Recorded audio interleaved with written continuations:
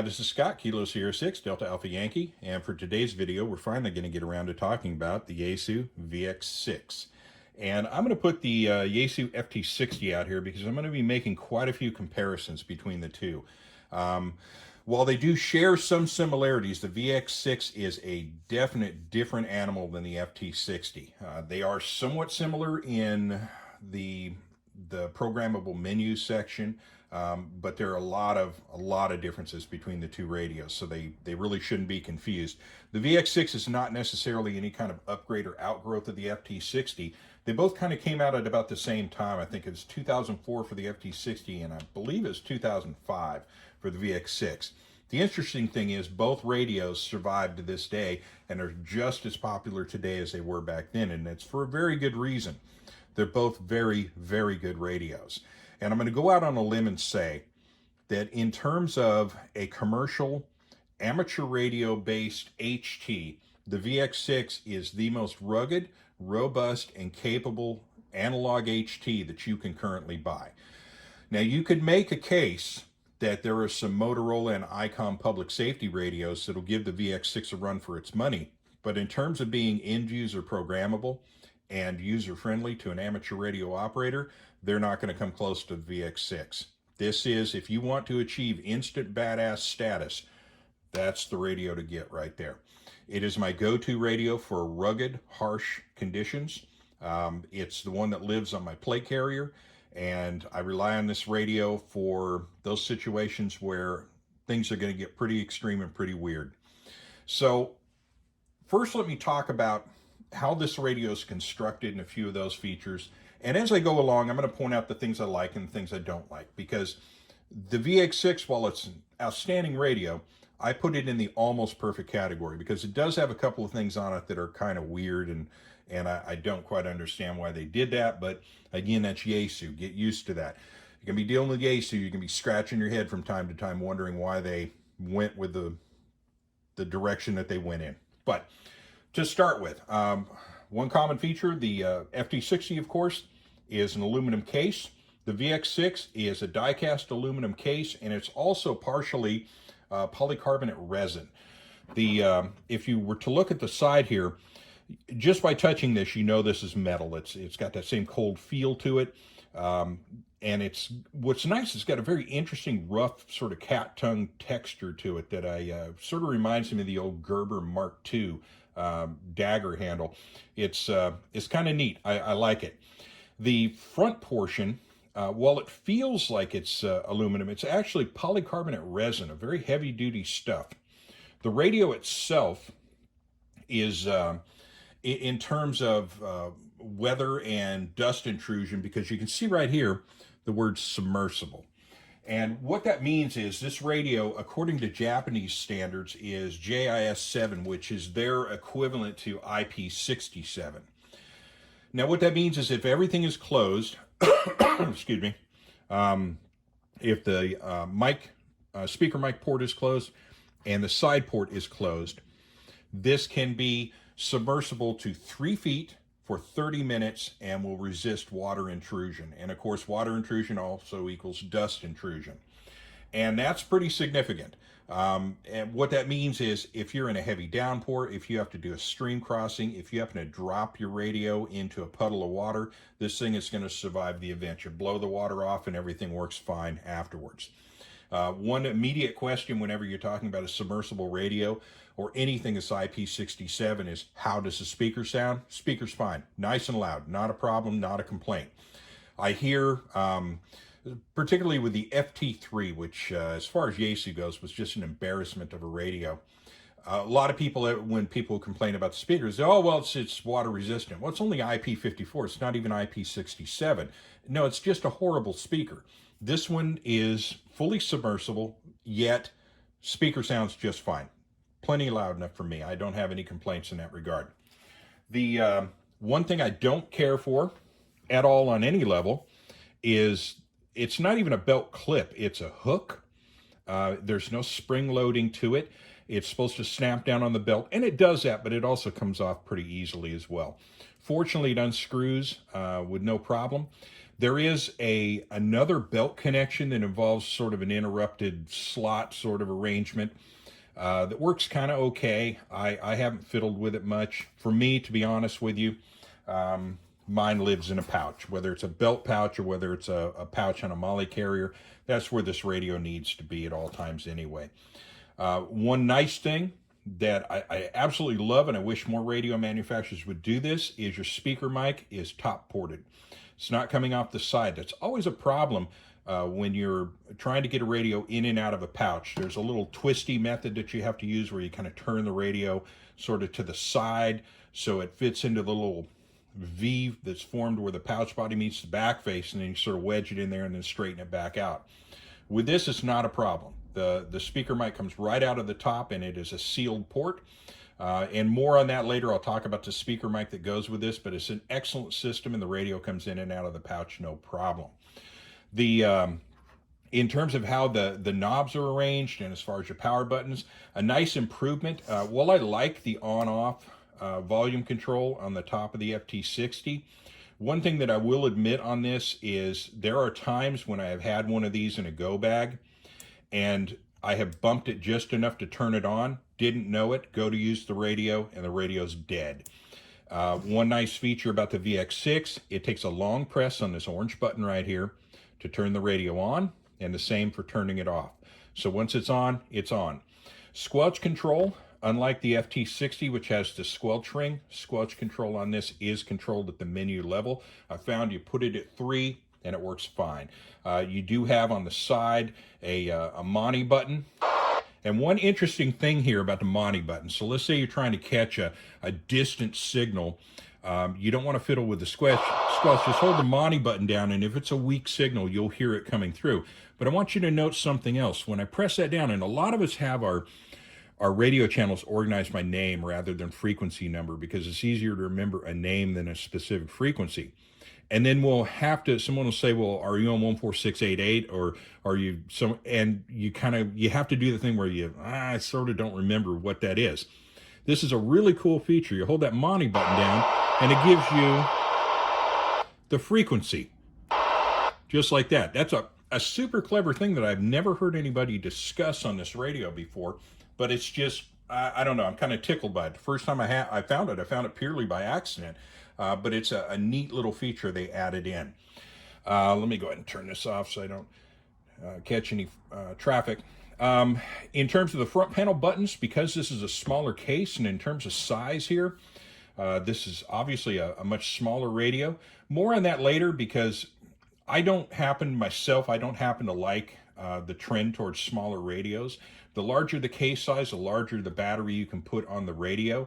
You make it a small case size like this, you are limited to a smaller battery. Now, battery life on this is not bad, but it could be better with a larger battery. Now, I'm kind of spoiled by my Anytone radio, which has a gigantic, massive battery in it, and it's literally a radio that you charge on Sunday and use all week.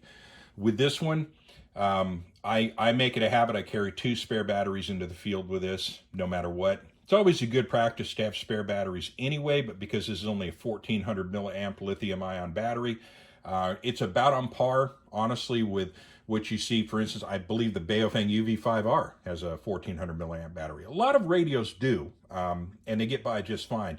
But if you're talking an extended excursion, extra batteries are going to be a must on this.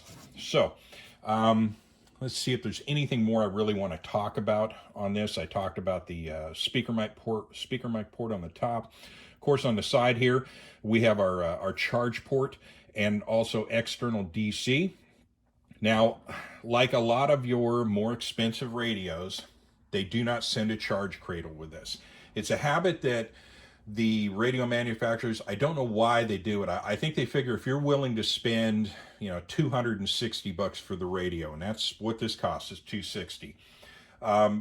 You're going to be one of those people that's not going to mind throwing them another $30 for a charge cradle. I think that's kind of crappy, to be honest with you, because you get a charge cradle with an $89 FT65. It's not that much to throw one in on this. But I will say this, when it comes to my MCOM radios, I actually prefer this charging sequence because it's easier to charge in the field.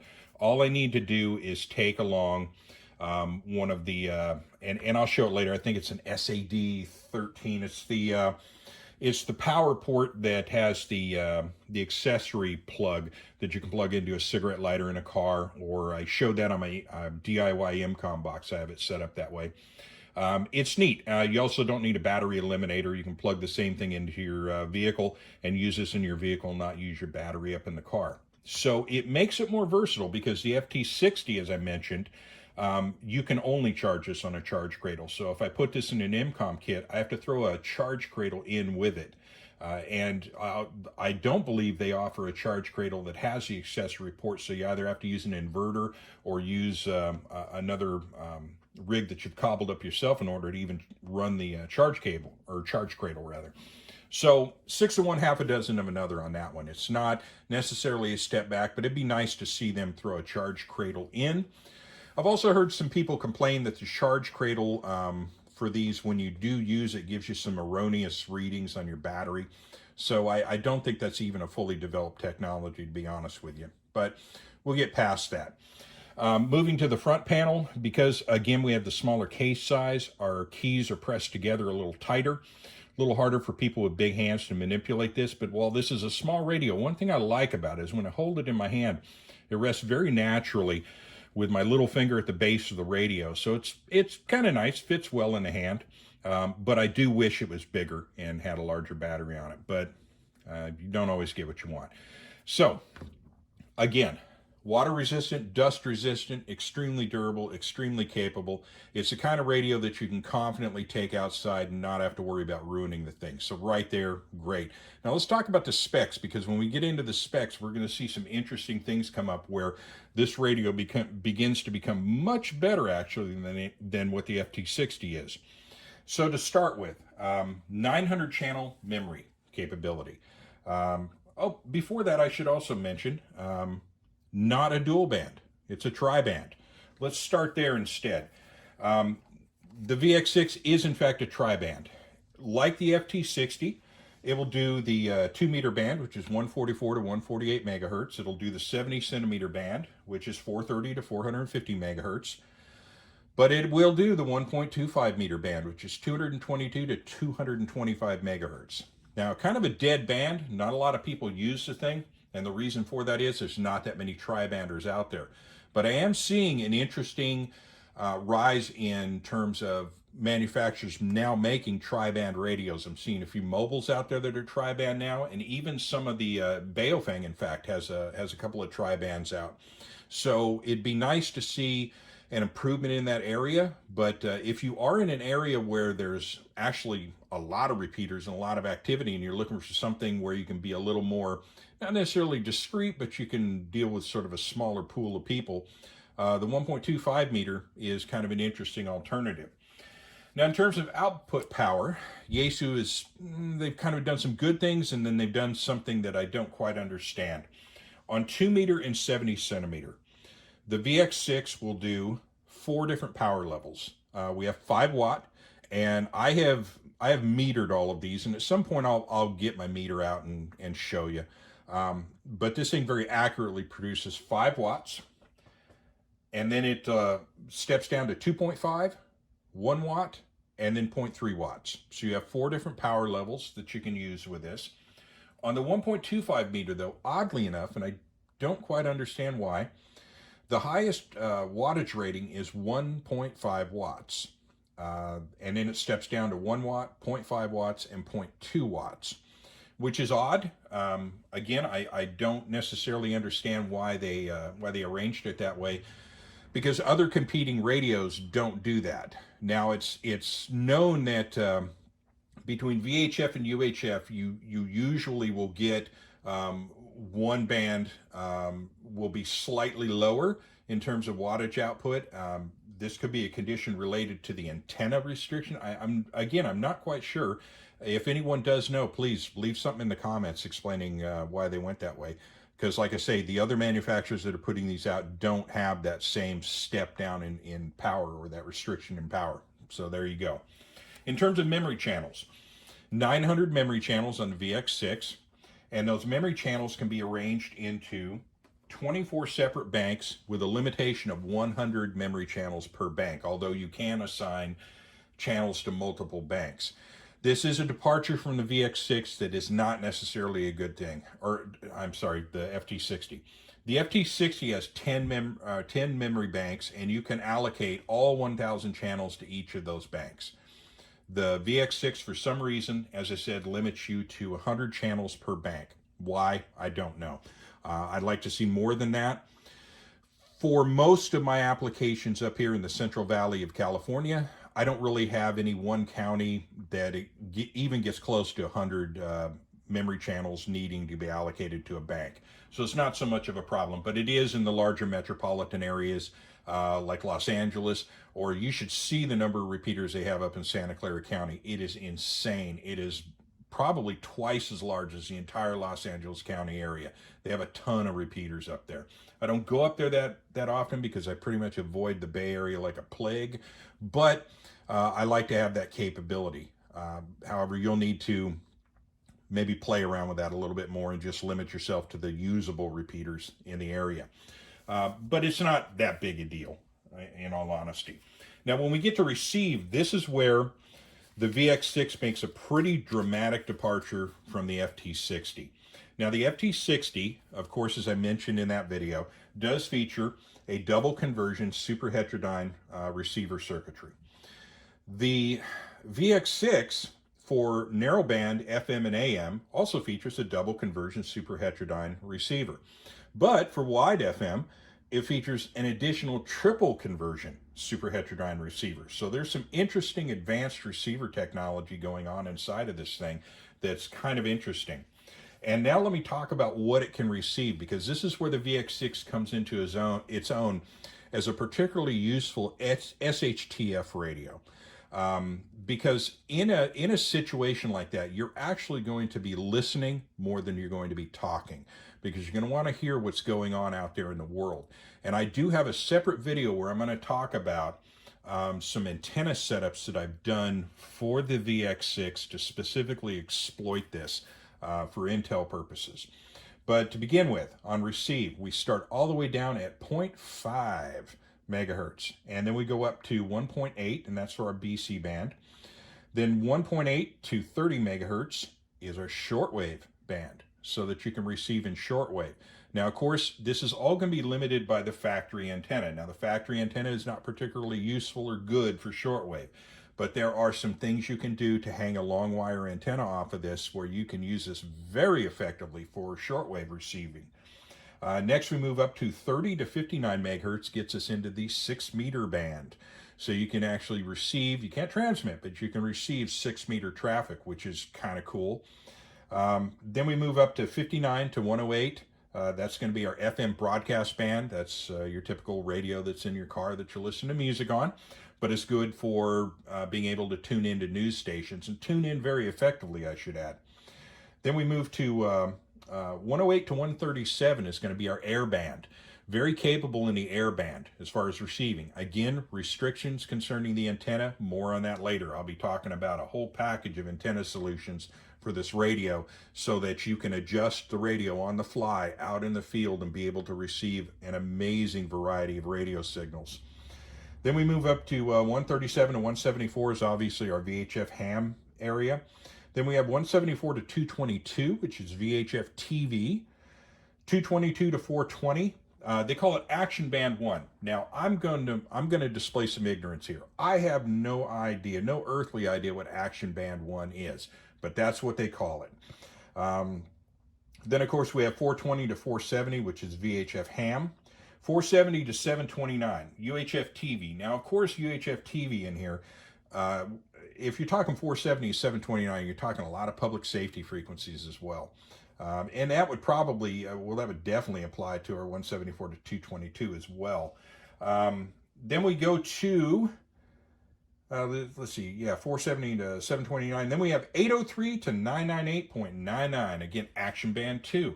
Now, this is up in the area where you have your cellular traffic. That, of course, is restricted on this radio. You can't listen into cell phone conversations. You shouldn't anyway. But you have a pretty pretty amazing receive capability on this radio. But again, keep in mind, everything is limited to the antenna. This antenna is designed for receiving and transmitting within the ham bands. That's where it's optimized. There are a lot of options you can do as far as antennas go. And what I'm going to be showing in this other video, and again, that too is going to be a long video, but I'm going to be talking about different connectors you attach to the radio, and then different types of antennas that you can have in your MCOM bag so that you can put, for instance, antennas that are optimized for shortwave or 6 meter or whatever, so that you can bring that in. Same with airband as well. So that's another part of your toolkit you're going to want to start organizing, is different antennas to hang off of your radios to receive different signals. Because just because it has an antenna doesn't necessarily mean it's going to be useful for some of this stuff. You're going to have to change or alter that on the fly. So that's the receive area. Now there's some special features that can be included on this radio, and one of them that I find particularly interesting. This is an optional component that you have to buy and actually add to the radio, but when you open up the battery, there's a removable port where you can actually attach this, and that's your SU1 barometric pressure sensor.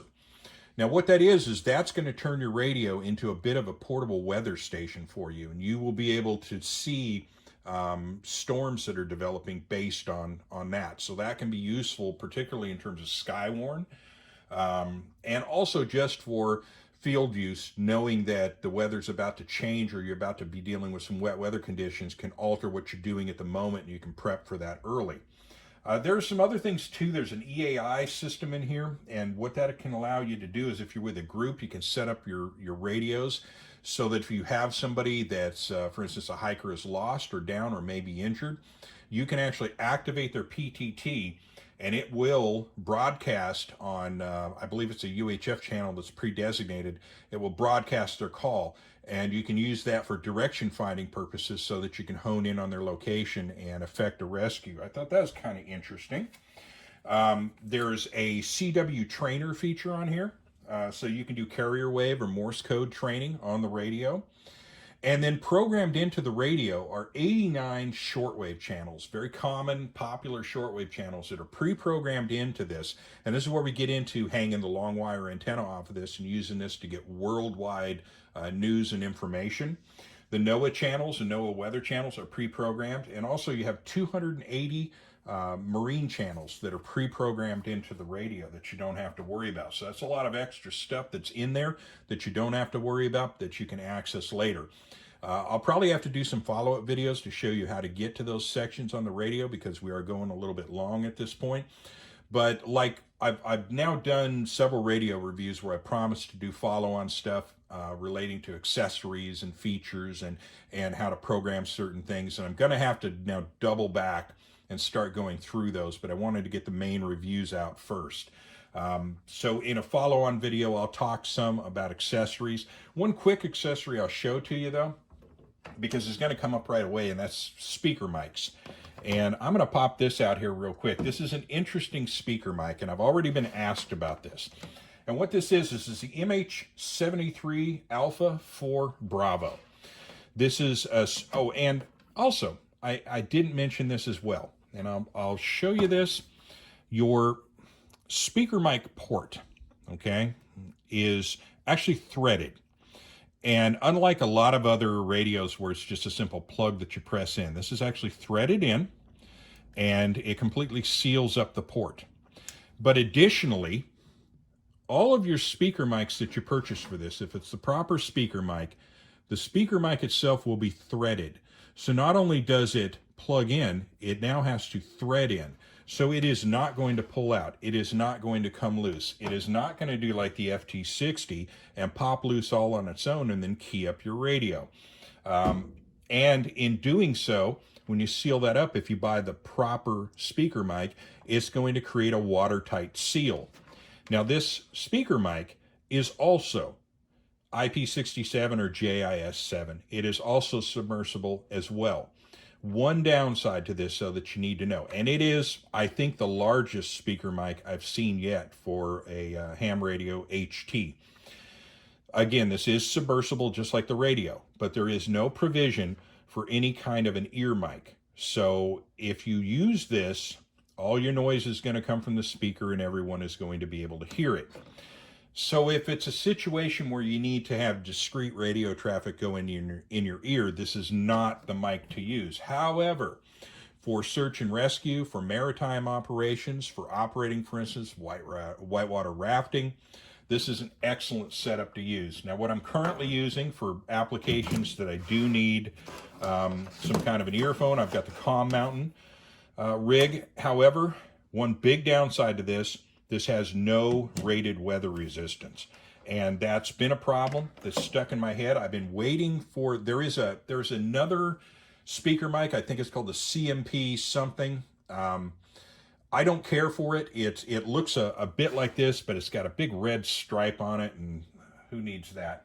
However, they do now have their excellent SM-SIM 17 mic. This is actually the one for the FT65. But I have one of these headed this way. It's delayed in shipping, but it's not IP67, but it is IP54, so it's rain resistant. And it does have the threaded port designed specifically for the VX6. So I'm waiting for that to get here, and that'll probably be my go-to speaker mic because that does have the ear mic port capability. So I don't know. I'd like to talk more about this. I think that's about all I can really get into at this point. We've gone about 26 minutes, but suffice it to say, this is an amazing, amazing HT. I highly recommend it. If someone were to come to me and say, hey, I'm getting into amateur radio, I want to use it for hiking, I've got money to spend, what should I get? Every single time I'm going to recommend a VX6. Every single time. There are some other radios that'll do digital modes and things like that. And I've got a video coming up on digital modes and what I find useful and what I don't find useful on digital modes. And there are some fairly capable radios out there. ICOM, ID51 Alpha, or the new 52 Alpha, the Anytone, that's a good radio. And they're all good in their own right. And they're all pretty sturdy and pretty rugged and pretty durable radios. But if we're talking ultimate rugged and durability, I mean the ability to wade a stream and not have to worry about the radio, the ability to survive pretty much any amount of downpour, the VX6 is going to be the winner every single time. You know, as I talked about in my previous video, I recommend people get multiple radios so that they have different tools for different jobs. But one of those tools that you need to have in your toolbox, that's important to have in your toolbox, is going to be this radio right here. You may not use it as an everyday radio. It may be a sometimes thing, or it may end up being your everyday radio. Who knows? But for me, this is the one that, like I said, lives on my plate carrier, and that actually means something. So with that, I'm going to bring it to a close. I commit that I will get to those follow-on videos where I talk about the different accessories and I talk about the different antenna capabilities, and then we'll get into how to use this front panel, how to get into some of the features of the radio. We'll go through those, and we'll break those up into much smaller videos, by the way, because this was sort of an overall view of the radio, and we'll sort of tighten it down and keep it down below 6 or 8 minutes per video. So with that, I'll go ahead and bring this to a close, and thank you for listening. And if you have any questions, or if you have anything to add that I might have missed on this, please, by all means, leave it in the comments. So with that, I will say thank you. 73s, and this is Kilo Sierra 6, Delta Alpha Yankee, and I am clear.